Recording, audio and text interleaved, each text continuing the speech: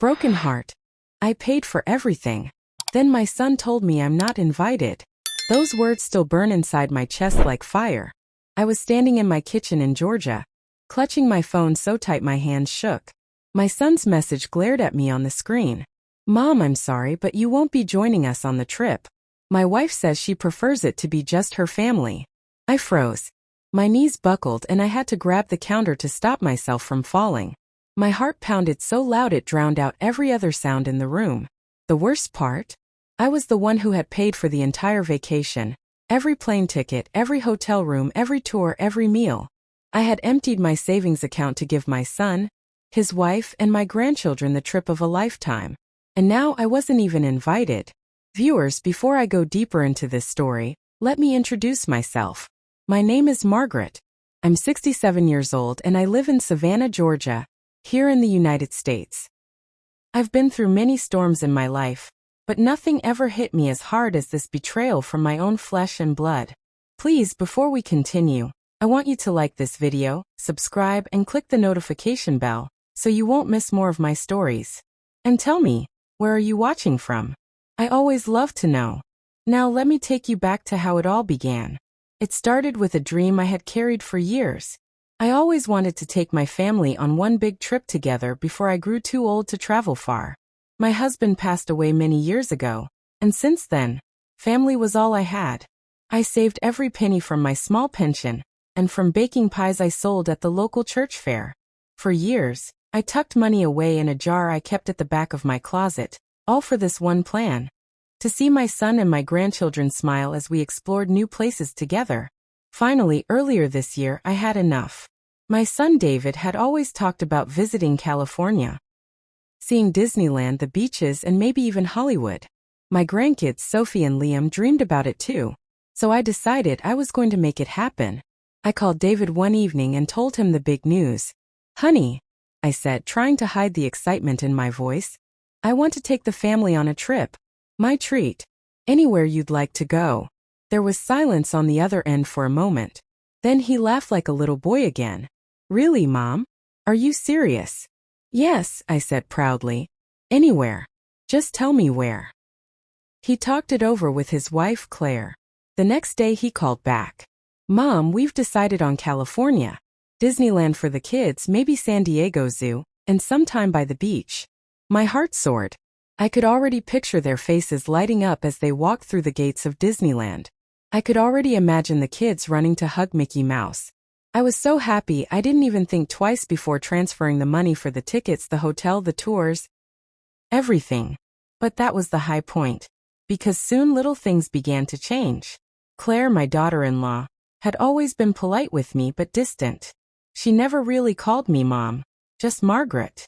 Sometimes she even corrected me in front of the kids, which stung. But I brushed it aside. For the sake of peace, I stayed quiet.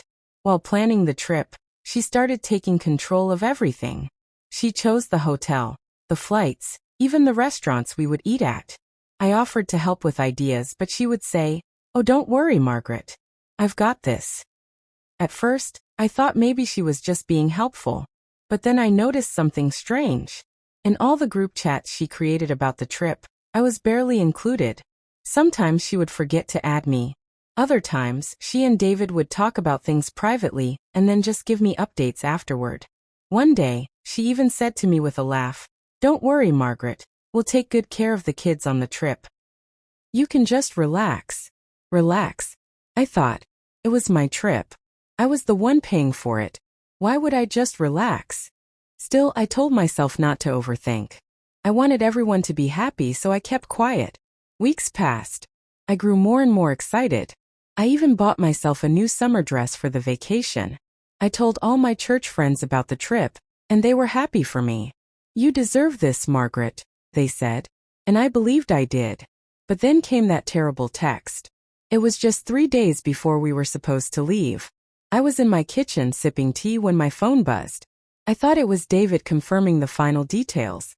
But instead it was the message that shattered me. "Mom, I'm sorry, but you won't be joining us on the trip.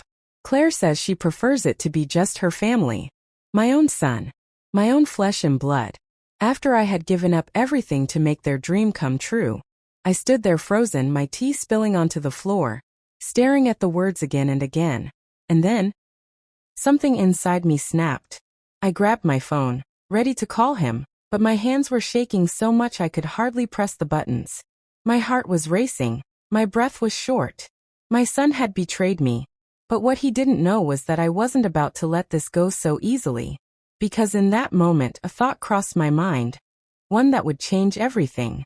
And that is where the real story begins. That thought that came to me was sharp and sudden.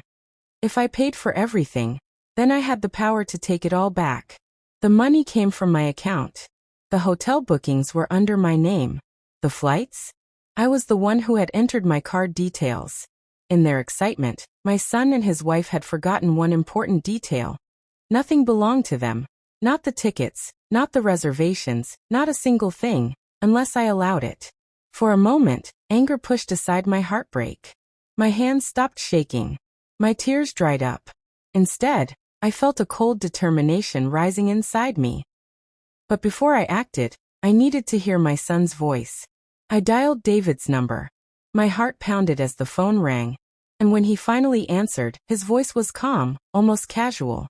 "Hey, Mom," he said as if nothing had happened. "David," I whispered, struggling to keep my voice steady. "Tell me you didn't mean that message." He went quiet for a moment, then sighed. "Mom, listen. Claire thinks it'll just be easier if it's her parents, her sister, and us.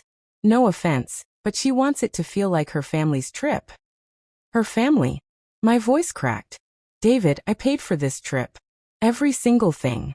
I emptied my savings so you and the kids could have this memory. And now you're telling me I'm not invited." There was a long silence. Then he said softly, "I know, Mom, and I'm grateful. But you know how Claire is. Please don't make this harder."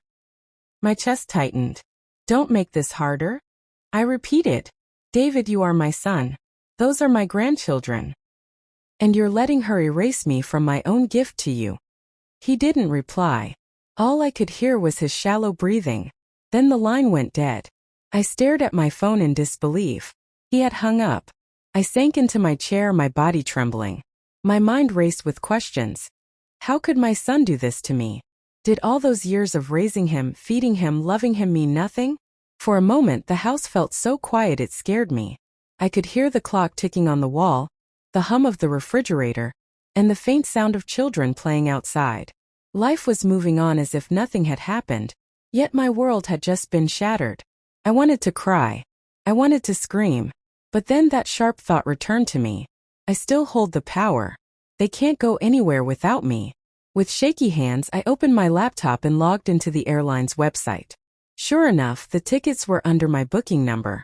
With one click, I could cancel them. The same went for the hotel. I could stop everything with the press of a button. But I hesitated. Wouldn't that make me look bitter? Petty? The kind of grandmother who ruined her grandchildren's vacation out of spite? I loved Sophie and Liam too much to take away their joy. Still, wasn't it unfair that I was left behind? As I sat there debating with myself, the phone rang again.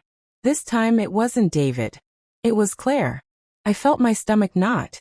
I almost didn't pick up, but curiosity got the better of me. "Hello," I said coldly.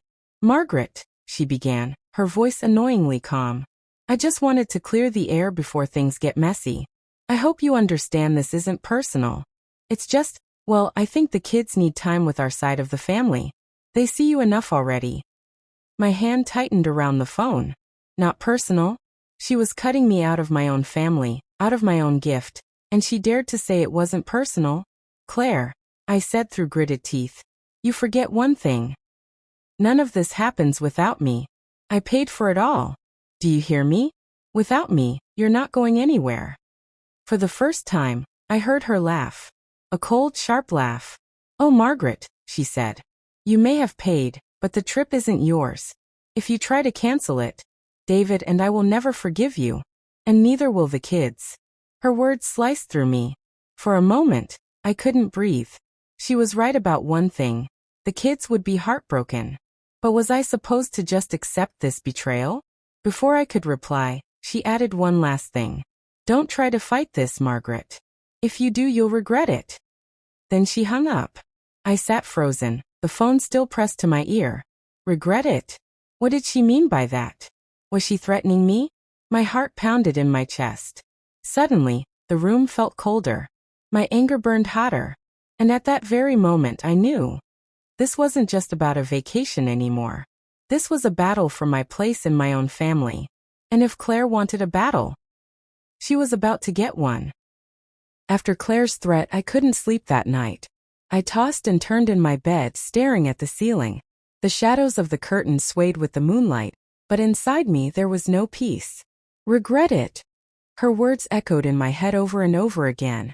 What could she possibly do to me? I was just an old woman, living quietly in Savannah. I didn't have power or wealth, except the power of that trip. But still, she sounded so confident, so sure that I wouldn't dare to fight back. And maybe that's what hurt the most. She thought I was weak. The next morning, I woke up earlier than usual. I made myself a cup of coffee, but it tasted bitter. My heart was heavy. I sat at the kitchen table and stared at an old photo album I kept by the shelf. I opened it, and there he was, David, smiling as a boy, missing his front tooth, holding my hand on his first day of school. Tears blurred my eyes. What happened to you, my son? I whispered. When did you stop being mine? I turned the pages slowly. Pictures of family picnics, Christmas mornings, little drawings he once gave me that I had kept safe for years. I had given him my whole life. And now, he let Claire treat me like a stranger. I closed the album with shaking hands. That's when I made my decision. I wouldn't cancel the trip. Not yet. But I also wouldn't let them walk all over me. If they wanted to exclude me, they would find out just how much power I still had. I grabbed my notebook and pen. If they thought I was powerless, I would show them I was smarter than they believed. I started writing down all the bookings, flight numbers, hotel names, tour tickets, car rentals. All of them under my name. As I looked at the list, a smile crept onto my face for the first time since the nightmare began. I was the key. And without me, the whole trip could fall apart. Still, my heart ached. This wasn't what I wanted. I wanted joy, laughter, memories with my grandchildren. Not this ugly battle. So I decided I would give David one last chance. That evening, I called him again. He sounded tired. Maybe even guilty. David, I said softly. I'm not calling to fight. I just want to ask you one question. Do you really want me to stay behind? Or is this only Claire's wish? There was a long silence. My heart beat fast, waiting for his answer. Finally, he sighed. Mom, please don't make me choose. Claire, she thinks you'll slow us down. She says you'll complain about walking too much, or about the food, or the kids getting tired. She just wants the trip to go smoothly. I gasped. David, do you hear yourself? I raised you alone after your father died. Did I ever slow you down then? Do you really believe that's who I am? He didn't respond. My throat tightened as I whispered. I thought you'd fight for me, David. I thought I meant more to you than this. The line went silent again. Then, to my horror, I heard his voice crack, like he was crying. I'm sorry, Mom, he whispered. Then he hung up. I sat frozen, tears streaming down my face. My son was broken, torn between me and his wife. But instead of fighting for me, he chose the easy way, silence. For a while I just sat there, staring into the darkness. Maybe I was wrong to think I still mattered. Maybe I was just an old woman they had outgrown. But then something happened that shook me to my core. My phone buzzed again. It was a message. Not from David this time, but from an unknown number. I opened it, and my hands trembled as I read the words. Stay out of this trip, Margaret. Or we'll make sure you never see Sophie and Liam again. I dropped the phone. My heart thundered in my chest. My breath caught in my throat. This wasn't just Claire's coldness anymore. This was a threat against the very bond one had with my grandchildren. And in that moment I knew, this fight was about to get dangerous. I sat in my chair, staring at the message on my phone, my hands trembling so badly I almost dropped it. Stay out of this trip, Margaret. Or we'll make sure you never see Sophie and Liam again. My heart raced. I read it again and again, hoping it would somehow disappear, hoping I had imagined it. But the words were still there, sharp as knives. I felt my throat tighten. My grandchildren. My two little angels who always ran into my arms whenever they saw me, who begged me to read them bedtime stories, who said Grandma's house is our favorite place, were now being used as weapons against me. I pressed my hand against my chest, trying to calm the pounding in my heart. Who would send this? Was it Claire? Was it someone from her family? Or could it even be David? The thought made my stomach twist. My son threatening me? No. I refused to believe that. I quickly dialed David's number, my fingers shaky. It rang 3 times, then went to voicemail. I tried again. Same result. My eyes filled with tears. Was he ignoring me? I set the phone down and forced myself to breathe. I needed to think clearly. I decided to call my old friend, Helen. She had been my neighbor for 30 years before she moved to Florida. If there was one person I could trust with my pain, it was her. When she answered, her warm voice almost made me break down. Margaret? What's wrong, honey? I took a deep breath and told her everything. The trip, Claire's coldness, David's silence, and finally the threatening message. Helen gasped. Oh my lord. Margaret, that's awful. You can't let them treat you this way. That message is abuse, plain and simple. But what can I do, Helen? I whispered. If I fight back, I risk losing my grandchildren. And if I stay quiet, I lose myself. There was a long pause before she answered.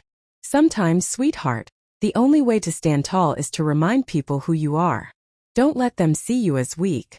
If they want to play dirty, then you show them you're not afraid. Her words lit a small fire in me again. I wiped my tears and nodded, even though she couldn't see me. You're right. I can't let them erase me like this. After hanging up, I sat in silence thinking. For the first time, I considered involving someone else. Maybe even a lawyer. After all, I paid for everything. Didn't I have some legal rights? But just as I was about to search online for advice, the phone buzzed again. My hands shook as I reached for it, afraid it might be another threat. But this time it wasn't a message. It was a photo. I gasped so loudly I nearly dropped the phone. It was a picture of Sophie and Liam, my grandchildren. They were standing outside what looked like a shopping mall, holding ice cream cones. But what froze my blood was the text underneath the picture. Remember what I said. Stay out, or these smiles will disappear. I clutched the phone to my chest, tears streaming down my face. This was no longer just cruelty. This was a warning, clear as day.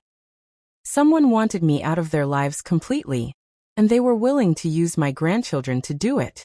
In that moment, a mix of fear and rage consumed me. My body trembled, but my spirit hardened. Whoever sent that message had made one mistake. They underestimated me, because if they thought I would give up my place as a mother and grandmother without a fight, they were about to learn just how wrong they were. The photo of Sophie and Liam haunted me all night. I kept looking at their little faces, innocent, smiling, unaware of the storm swirling around them. Whoever sent it had crossed a line. They had dragged my grandchildren into this ugly game, and I couldn't allow that. I barely slept. Every creak of the house made me sit up in fear. Every buzz of my phone made my heart race. By dawn, my eyes were swollen from crying, but my mind was sharper than ever. I had to find out who sent the message. I started by checking the number. I copied it into a search bar, but nothing came up.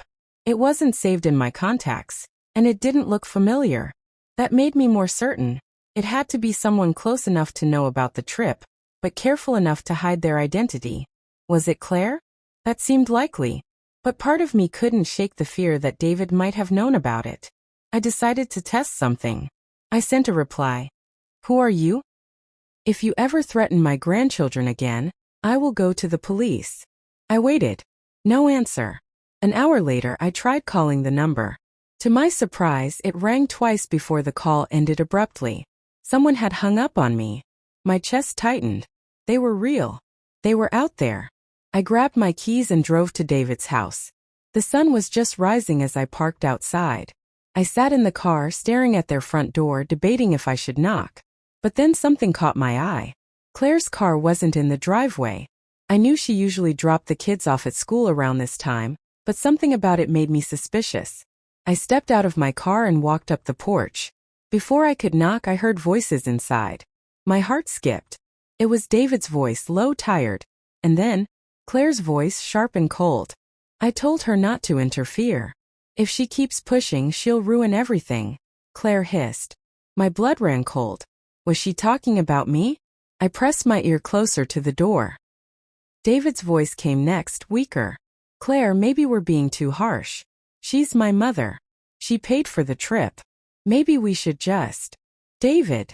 Claire snapped, cutting him off. Do you want her tagging along, complaining the whole time? Embarrassing us in front of my family? Do you? Because if you do, then maybe you should stay home with her while we go. My stomach twisted. Her family. This was all about them. She wanted me out so her own parents could take my place. And then my heart nearly stopped when I heard Claire say the next words. She needs to understand that if she doesn't back off, she won't see the kids anymore. I'll make sure of it. I staggered back from the door, my hand over my mouth to stop a cry from escaping. It was her. Claire. She was behind the threats. Tears blurred my vision as I rushed back to my car. My hand shook on the steering wheel, but before I could start the engine, I saw movement in the side mirror. Claire had opened the front door. She stood there, looking around suspiciously, as if she sensed something. Then her eyes landed on my car. For one long, terrifying moment, we locked eyes. Her lips curled into the faintest, coldest smile. I gripped the wheel tighter, my whole body trembling. That smile told me everything I needed to know. She knew I was onto her. And she wasn't afraid. I sat in my car, frozen, staring back at Claire as she stood on the porch. That cruel smile of hers cut deeper than any words could. It was as if she was saying, yes, I threatened you. And what can you do about it? I wanted to drive away. I wanted to run home and hide under my blankets. But something inside me snapped. I had spent my whole life being quiet, swallowing my pain for the sake of peace. But this wasn't just about me anymore, it was about my grandchildren. I flung the car door open and marched up the driveway. Claire's smile faltered as I climbed the porch steps, but her eyes stayed cold. What do you want, Margaret? She asked, her voice dripping with annoyance. I stopped just inches away from her, my hands trembling but my voice steady. You. I want to talk to you. Her eyebrow arched. About what? Don't play dumb with me, I snapped. I know about the messages. I know about the photo. You threatened me, Claire. You said I'd lose my grandchildren if I didn't stay away. How dare you? Her lips curled again, but this time into a smirk. So you were eavesdropping. Not very polite for a grandmother, is it? My chest heaved. Polite? After everything I've done for this family? After I paid for the trip you're trying to steal from me? You call that impolite? She leaned closer, her eyes cold as ice. Listen, Margaret. You can scream all you want. But at the end of the day, David will choose me. He always does. And those children, they are mine. If you think for a second you can win against me, you're mistaken. Her words stabbed me like knives. But instead of breaking me, they fueled me. You may have David wrapped around your finger, I said firmly, my voice shaking with anger. But Sophie and Liam will always know who their grandmother is. You can't erase me from their lives, Claire. I won't let you. Her smile vanished. For the first time, I saw her mask slip. Her eyes narrowed, and she whispered, almost like a hiss. You're making a mistake. Before I could respond, the front door creaked open. It was David. He stood there, his face pale, his eyes darting between us. He had clearly heard enough to know something was wrong. Mom. Claire? What's going on? He asked, his voice tight. I turned to him, tears brimming in my eyes.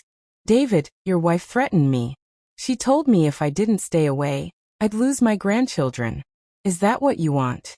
Is that the family you chose to build? His eyes widened in shock. He looked at Claire, waiting for her to deny it. But she didn't.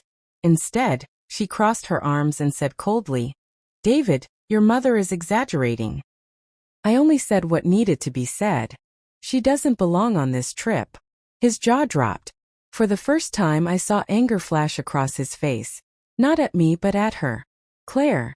Did you really threaten her? My mom. She shrugged, her voice sharp. I told her the truth. She'll ruin the trip. And if she keeps pushing, yes, I'll make sure she doesn't see the kids. Because I'm tired of her controlling everything. My knees nearly gave way. She admitted it. Out loud. Without shame. David's face turned red, his hands trembling. He looked at me, then back at Claire, torn between the two people he loved most. And then to my shock he whispered, "Maybe Mom's right. Maybe we shouldn't go at all." Claire's head snapped toward him. Her eyes widened with fury. "What did you just say?" she hissed. David swallowed hard. "I said maybe we shouldn't go. Not like this. Not if it means destroying my family." The air grew heavy. Silence hung between us for a long moment. And then Claire exploded. "You would throw away everything? After all my planning? After everything I did? For her?" she screamed, her face twisted with rage. I stepped back in fear. For the first time I saw not just coldness in her, but pure, uncontrollable fury. She raised her hand, and for one terrifying second, I thought she was going to strike David. Claire's hand hovered in the air, her face red with fury, her chest heaving. For a moment time seemed to freeze.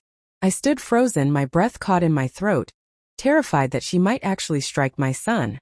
But David stepped back, his voice low and trembling. "Claire, don't you dare." Her hand slowly dropped, but her eyes blazed with fire. She turned that burning stare on me. "This is all your fault, Margaret. You've poisoned him against me." I shook my head, my voice breaking. "I only told him the truth, Claire. I raised him with love, with sacrifice. And you," my voice grew steadier, "you think you can erase me with threats? You don't know me at all." For a long moment none of us spoke. The air was so heavy it was hard to breathe. Then with a sharp movement, Claire pushed past me and stormed back inside, slamming the door so hard the porch rattled. David stood there, staring at the ground, his hands shaking. His shoulders slumped as if the weight of the world had finally crushed him. "Mom," he whispered, his voice heavy with shame. "I don't know what to do." I placed a trembling hand on his arm. "You do know, David. You just have to choose. Family is about love, not control. Do you really want your children growing up learning that threats and cruelty are normal?" His eyes filled with tears, and for the first time, I saw the little boy he used to be. The one who once clung to my hand and whispered, "Don't let go, Mom." But before he could answer, the door burst open again. Claire stood there, her face pale but her eyes sharp. "If you don't come inside right now, David," she said in a low, threatening voice, "then this marriage is over. Do you hear me? Over." The silence that followed was louder than any scream. David froze, his breath catching in his throat. His face went pale. I gasped. She had given him the ultimate ultimatum: his wife or his mother, his marriage or his blood. For a long, painful moment, David didn't move. I searched his face desperately, praying he would choose what was right. But his eyes avoided mine. His lips trembled. And then he stepped past me, and back into the house. The door slammed shut behind him. I stood there on the porch, my body trembling, my soul shattering. My own son had walked away from me, again. The neighborhood was quiet.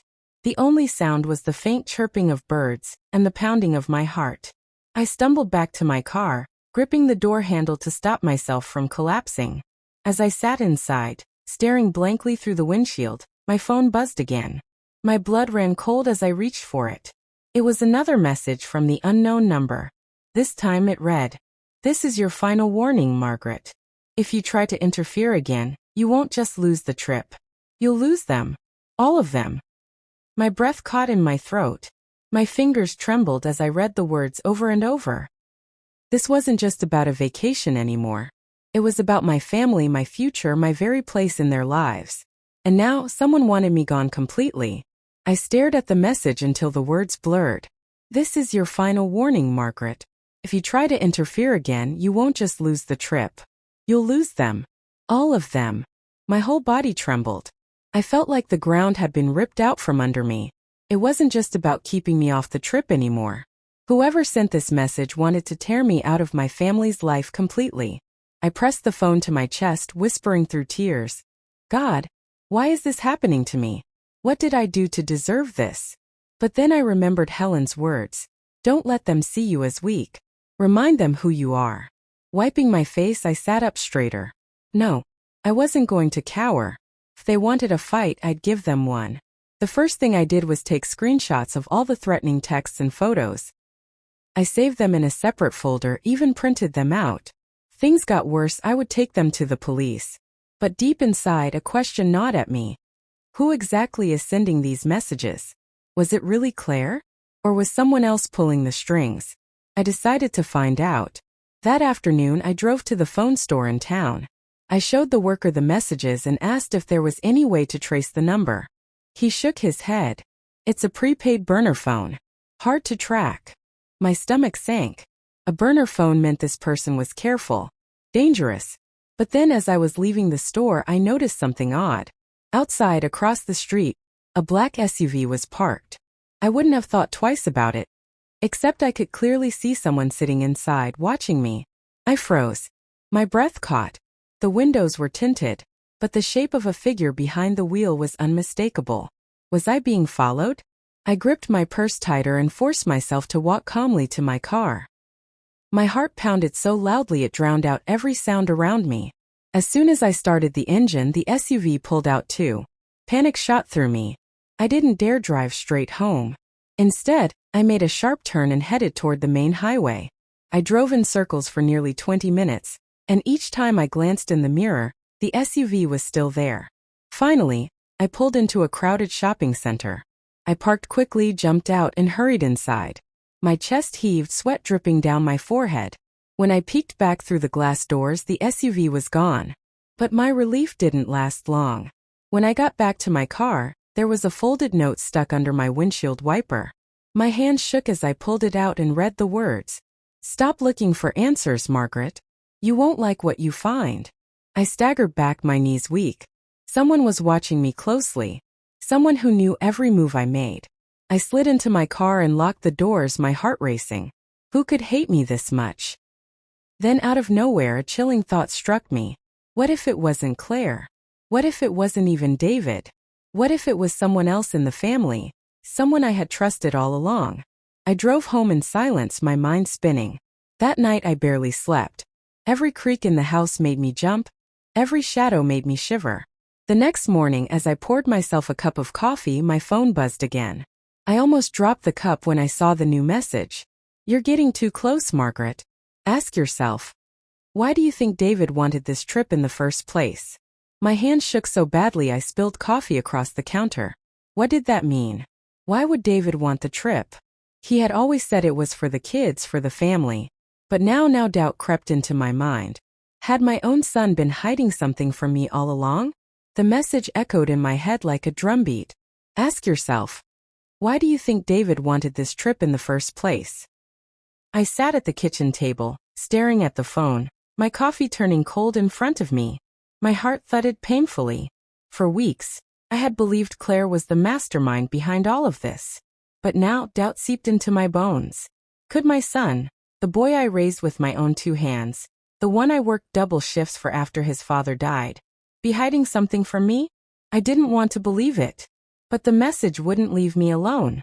That morning, I decided I couldn't just sit and wonder anymore. I had to know. I pulled out the folder where I had printed the trip details. The flights, the hotels, the tours. I spread them out across the table, scanning every page. Something had to be there, something I had missed. Then I saw it. One of the tours in California wasn't to Disneyland or the zoo. It was a real estate investment tour. The description promised luxury properties, private showings, and financial opportunities for buyers. My eyebrows knitted. Why would David and Claire take the kids on a real estate tour? My chest tightened as realization hit me. This wasn't just a family vacation. It was something else, something bigger. I grabbed my phone and called David. He didn't answer. I called again. And again. Finally, on the fourth try, he picked up, his voice sharp. "Mom, why do you keep calling?" I took a shaky breath. "David, tell me the truth. What is this trip really about? I saw the real estate tour on the itinerary. What are you planning?" There was silence. Then finally he muttered, "Mom, please don't." "Don't what?" I pressed. My heart pounded in my ears. "Don't find out the truth?" "David, I deserve to know. I paid for this trip. What is really going on?" His voice cracked. "It's not what you think." "Then what is it?" I demanded. He hesitated again. It's for Claire's family.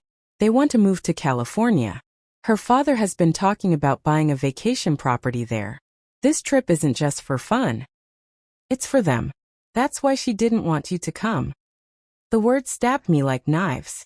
So it was never about me. Never about Sophie and Liam making happy memories with their grandmother. It was about Claire's family securing their future, using my money. David. My voice trembled, full of hurt. You let me believe this was a family trip. You let me spend everything I had for them. For her family. His silence was worse than any answer. Tears blurred my vision as I whispered. How could you do this to me? How could you betray me like this? Finally, he said softly, I didn't want to, Mom. But Claire, she said if I didn't let her family use the money his voice cracked. She'd take the kids and leave. My heart dropped into my stomach. My son wasn't just weak. He was trapped. But before I could reply, there was a sudden noise on the other end of the line. A door slamming, voices raised. Then Claire's voice screamed, David, who are you talking to? The line went dead. I sat frozen, clutching the phone to my ear, my heart racing. And then before I could even catch my breath, another message popped up on my phone. This time it wasn't from an unknown number. It was from David's phone. And it read, Mom, stop digging. Please. If you love me, if you love the kids, you'll let this go. Don't make things worse. I dropped the phone, my whole body trembling. It wasn't just Claire. My own son was part of this now. I stared at the message from David's phone, my hands trembling so badly I nearly dropped it. If you love me, if you love the kids, you'll let this go. My own son was begging me to stay silent. But what was I supposed to do? Pretend everything was fine while they used me like a fool? Pretend I hadn't been threatened, followed, and humiliated? No, I couldn't. That evening I made my decision. If no one else was going to protect me, or the kids, I'd have to do it myself. I pulled out the folder of documents again, tucked them into my bag, and drove to Helen's house. She opened the door, eyes widening at my pale face. Margaret, what happened? I handed her the phone with David's message. She read it, her lips pressing into a tight line. You can't keep letting them control you, she said firmly. You need to stand up, not just for yourself, but for Sophie and Liam too. Do you hear me? If Claire can threaten you, what's stopping her from threatening them? Her words lit a fire inside me. She was right. The next morning I went straight to David's house. My heart pounded as I walked up the driveway. Claire's car was in the garage. My son's truck was out front. I knew they were both inside. I rang the doorbell. Claire opened the door, her smile sharp and venomous. Well, look who decided to show up. Didn't you get the message? You're not wanted here. I pushed past her before she could stop me. Where's David? I demanded. Mom. David appeared in the hallway, his face pale. What are you doing here? I'm here for answers, I snapped. My voice shook, but I stood tall. I paid for this trip. I deserve the truth. And if you won't tell me, I'll tell everyone else what you've been doing. Claire's eyes narrowed, her voice dripping with poison. You wouldn't dare. I pulled out my phone and waved it. Try me. I've saved every message, every threat. I'll take them to the police. I'll expose you both if I have to. David's face crumpled. Mom, please. But before he could finish, Sophie and Liam came running down the stairs. Grandma! Sophie cried, throwing her little arms around me. I hugged her tightly, tears burning my eyes. I've missed you so much, sweetheart. Liam clung to my leg, looking up at me with wide, worried eyes. Grandma! Why are you fighting with Mommy and Daddy? My heart shattered. This was exactly what I had feared. My grandchildren caught in the middle of a war they didn't understand. Claire stormed forward, yanking the kids back. Enough. This is my house, my family, and my rules. You don't belong here, Margaret. You never did. Her words were like knives. But before I could respond, something happened that froze us all. From upstairs, a man's voice called out. Claire? Who's at the door? My blood ran cold. That wasn't David's voice. A moment later, a tall stranger stepped into view at the top of the stairs, adjusting his tie as though he belonged there. And then it hit me. Claire hadn't just been planning a trip for her family. She had been planning a future with someone else. David's face turned as white as paper. His hands balled into fists, his voice shaking. Claire, who is he? The room spun around me as I realized the horrifying truth. This wasn't just about betrayal. This was about destruction. Claire hadn't only cut me out. She was cutting David out too. For a few seconds, the room was silent. You could hear the clock ticking on the wall, each second dragging out like a hammer striking my chest. David stood frozen, staring at the stranger on the stairs. His lips trembled, his eyes wide with disbelief. Claire, he whispered. Who is he? Claire's face drained of color. She tried to speak, but no words came out. The stranger, however, didn't hesitate. He descended the stairs with calm confidence, like a man who knew he had already won. He extended his hand toward David. I'm Eric, he said smoothly. Claire's business partner. Business partner? David spat, his voice cracking. Then why are you in my house? Why are you upstairs in the middle of the day? Claire grabbed David's arm. It's not what you think. But David shoved her hand away. His face twisted with pain. Don't lie to me, Claire. Not in front of my mother.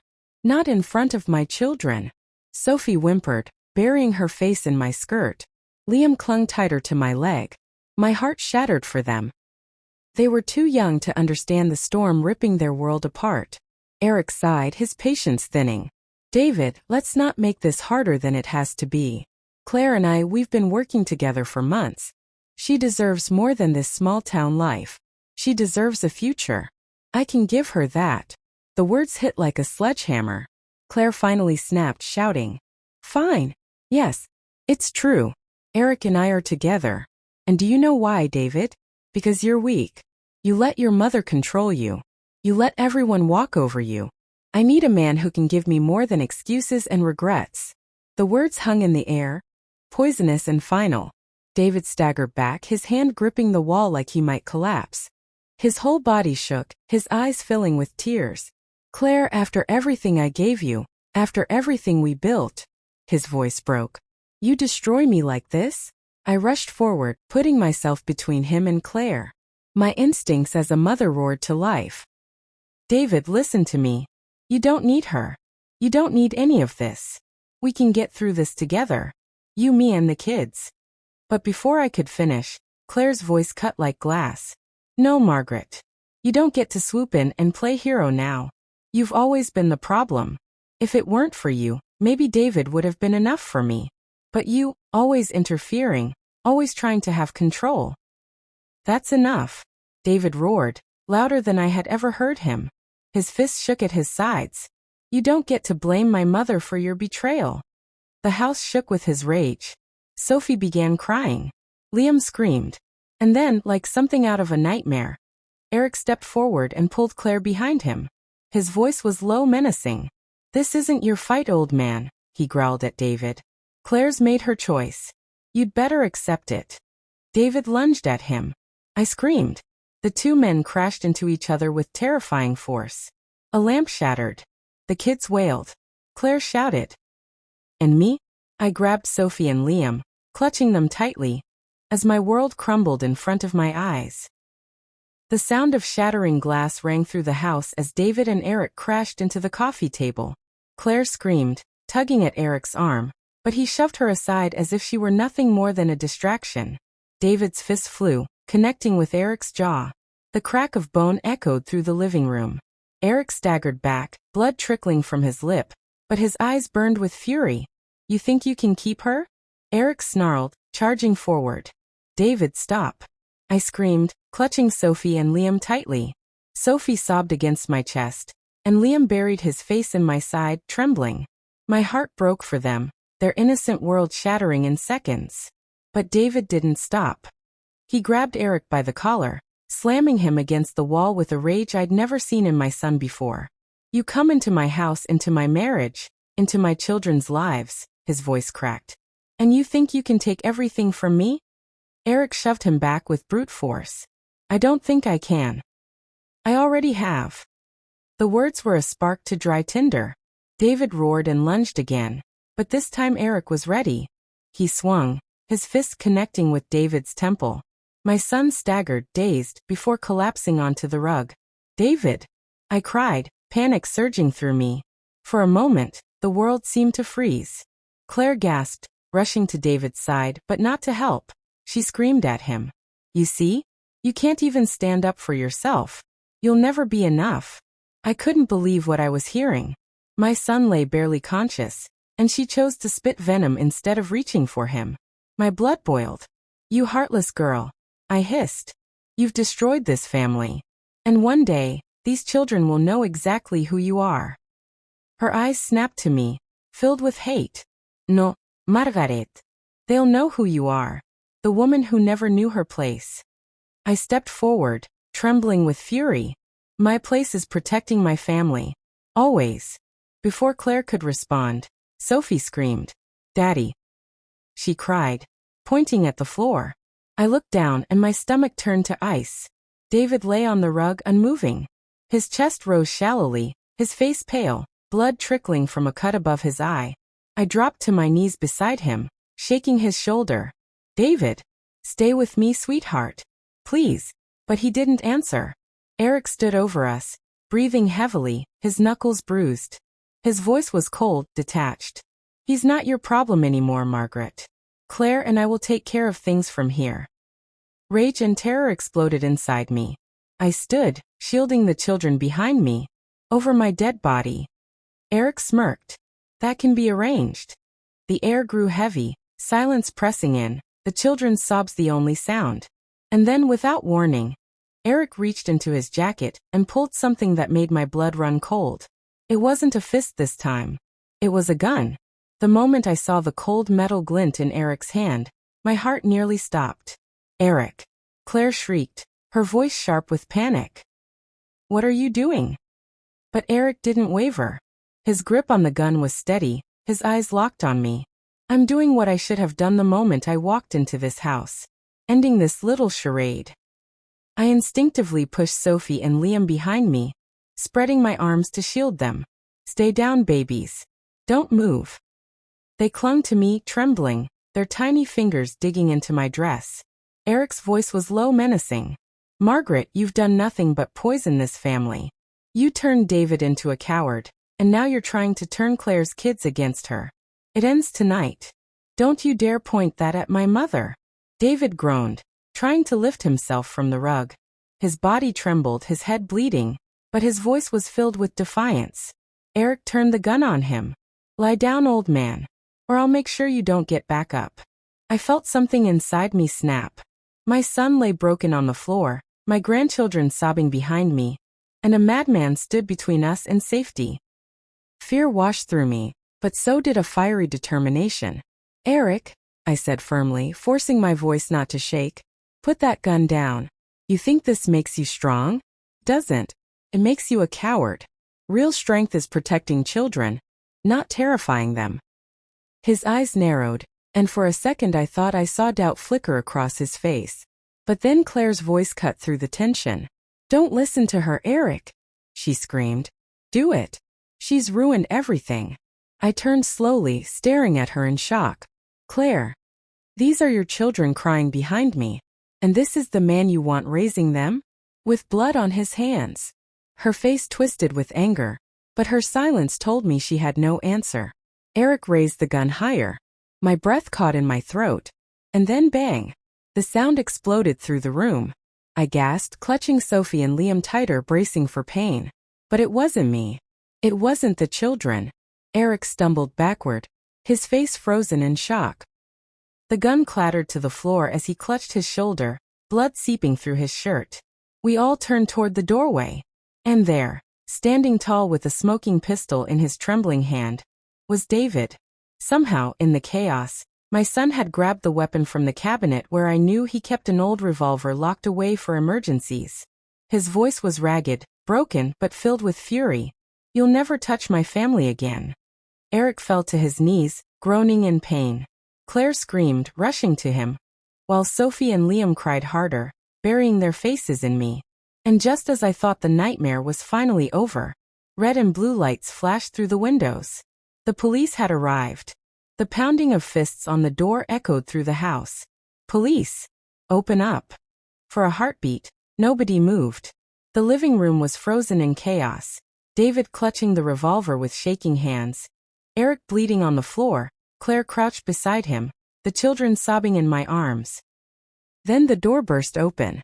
4 officers stormed in, weapons drawn. "Drop your weapons. Now." David immediately lowered the revolver, sliding it across the rug. His hands shot into the air, his chest heaving. "It's not what it looks like," he gasped. "I was protecting my family." 2 officers rushed forward, yanking him to his feet, forcing his arms behind his back. The sound of handcuffs clicking shut was like a knife through my heart. "No. No, you don't understand," I cried, stepping forward. "He saved us. Eric came here with a gun. He tried to kill us." One officer turned to me, firm but cold.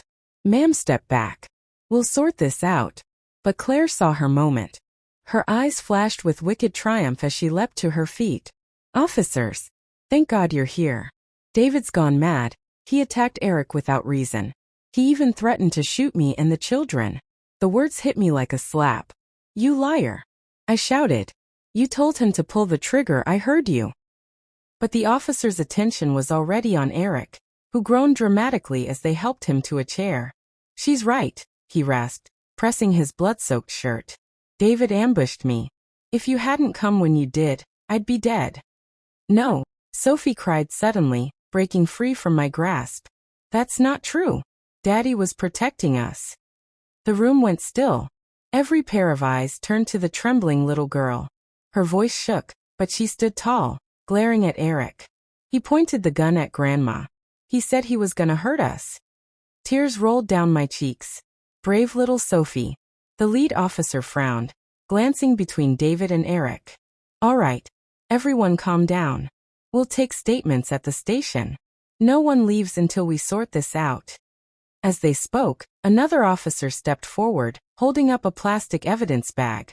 My stomach twisted. Inside was a small notebook, worn at the edges, with Claire's handwriting visible across the cover. "What's that?" I asked, my voice barely a whisper. The officer cleared his throat. "We found this in Eric's car, ma'am. Looks like some kind of plan." He flipped it open, revealing pages filled with scribbles, maps, and notes. And right there, underlined twice, were the words, "Take David out. Secure Claire. Secure the money." The air seemed to vanish from the room. Claire's face went white as the officer read aloud. Eric's jaw clenched, his act of weakness crumbling into silence. David lifted his head, eyes burning with fury and betrayal. And I realized, with a sickening twist in my gut, that this had never been about love at all. It was about money. I thought the nightmare was finally over when Claire and Eric were taken away in handcuffs. I thought peace would slowly return, that my son and grandchildren could heal. But just 3 months later, I found myself sitting in the back of a courtroom, my hands trembling as the judge's gavel echoed across the room. The trial had begun.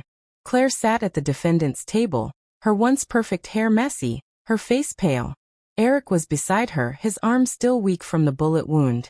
They looked nothing like the powerful people who had once tried to destroy my family. But as the prosecutor laid out the evidence, the notebook, the gun, the threats, it became clear this case was bigger than any of us imagined. "Your Honor," the prosecutor said, holding up a stack of bank statements. Not only did Claire and Eric conspire to remove David from the picture, but records show large deposits made into their accounts by a third party. Someone else funded this entire scheme. The courtroom gasped. My heart skipped a beat. Claire smirked, finally lifting her head. "You think Eric and I planned this alone? Oh no, we had help. And believe me, you'll never see it coming." David, sitting in front of me, stiffened. His knuckles turned white against the table. The judge slammed the gavel. "Order in the court." But my ears were ringing. My chest tightened as a terrible thought struck me. If Claire and Eric had outside help, then the danger wasn't over. Whoever funded this still walked free. And they might still come after us. I clutched Sophie and Liam's hands tightly, whispering, "Stay close to Grandma." Because deep down, I knew this wasn't the end. It was only the beginning of another storm. The judge leaned forward, his voice cutting through the tension. "Mrs. Johnson," he said firmly to Claire, "this courtroom is not a place for games. If you have information, reveal it. Otherwise, remain silent. Claire smiled, a cold, twisted smile that made my stomach churn. Oh, I'll reveal it, she said. But you won't like the truth. The prosecutor slammed his fist on the desk. Who funded you, Claire? Who paid you to destroy David's family? Her eyes slid across the room, and then landed directly on us.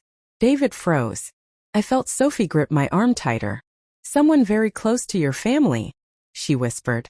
Someone you trusted more than anyone else. The room erupted in murmurs. David shot to his feet, his voice cracking. Stop playing games, Claire. Who was it? She laughed. A chilling sound that made every hair on my body stand. It was your father's oldest friend, Mr. Reynolds. The name hit me like a thunderbolt. Mr. Reynolds. He wasn't just my late husband's business partner, he was like family. He had attended every Thanksgiving, every Christmas. He'd even sat at my kitchen table just months ago, smiling and calling me family. The prosecutor turned pale. Are you saying Mr. Charles Reynolds provided the money for this scheme? Claire leaned back, smug. Check the bank records again. You'll see the transfers. He promised us everything would be handled, and that once David was gone, the inheritance and the business would finally be his. Gasps filled the room. David's face turned red with rage, his fists shaking. No, he whispered. No, it can't be true. He practically raised me after Dad died. I covered my mouth, tears welling up. If this was true, then the betrayal cut deeper than anything before. Because this wasn't just about greed anymore. It was about someone who had pretended to love us, plotting against us in the shadows. The judge ordered a recess. Chaos spilling across the courtroom. Officers hurried out to verify the claims, and I sat frozen, unable to breathe. Because if Claire was telling the truth, then Mr. Reynolds wasn't just a betrayer. He was the mastermind. And he was still out there. The room spun in silence as the officer read the damning words from the notebook. Take David out. Secure Claire. Secure the money. The mask on Claire's face finally cracked. Her lips trembled, her eyes darting wildly as though searching for a way out. That's not mine, she stammered. Eric must have. He must have written that. But Eric laughed bitterly, holding his wounded shoulder. Don't you dare pin this all on me, Claire. You begged me to help you. You said you wanted David gone, and the money all to yourself. You planned every detail. I just agreed to play my part. Liar! Claire screamed, lunging at him. The officers quickly pulled her back, restraining her as she kicked and thrashed like a wild animal. David's voice broke through the chaos, hoarse but steady. Claire, was any of it real? The love, the family we built?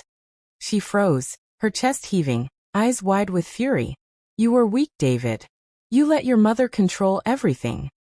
I was tired of living in her shadow. Eric promised me freedom. And yes, the money too. The words sliced through him like blades. My son, my flesh and blood, collapsed back onto the chair, tears glistening in his eyes. Take them away, the officer ordered. Within moments, Claire and Eric were handcuffed, their screams echoing down the hallway as they were dragged out of the house. The flashing red and blue lights outside painted the night with shadows that would haunt me forever. Sophie and Liam rushed to their father, wrapping their tiny arms around him. Daddy, don't cry, Sophie whispered. We still love you. David buried his face into their hair, sobbing quietly. And I, standing there, felt the full weight of everything crash down. I had nearly lost my son. I had nearly lost my grandchildren. And all because of trust misplaced in someone who wore love like a mask. The officers gathered their reports, assuring us justice would be served. When the door finally closed behind them, silence filled the house. David looked up at me, his eyes red, his voice broken. Mom, I'm so sorry. You warned me about her, and I didn't listen. I knelt beside him, placing my hand gently on his. You don't need to apologize, son. Love blinds us all at some point. What matters is you fought to protect your children when it mattered most. That's the kind of man you are. Sophie tugged at my sleeve. Grandma, are we safe now? I hugged her tightly. Yes, sweetheart. You're safe. And I promise, as long as I'm here, nothing will ever hurt you again. As the night gave way to dawn, I sat quietly by the window, replaying everything in my mind. My heart ached, but it also swelled with gratitude. We had survived. And I knew what I needed to say to those watching, to you listening to my story right now.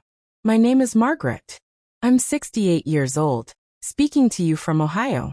And before I end this story, let me leave you with this. Never let money, greed, or selfishness destroy what truly matters. Family isn't about wealth, vacations, or gifts. It's about love, loyalty, and sacrifice. Trust should be given carefully, because the wrong person can wear a smile while hiding a knife behind their back. So if you've learned anything from my story, let it be this. Listen to your instincts. Protect the ones you love. And never be afraid to walk away from those who only come to take. Thank you for staying with me through this journey. Don't forget to like, subscribe, and click the notification button for more stories like this. And please let me know in the comments, where are you watching from? I love knowing where my family of listeners is tuning in from across the country, and even the world. Until next time, stay safe.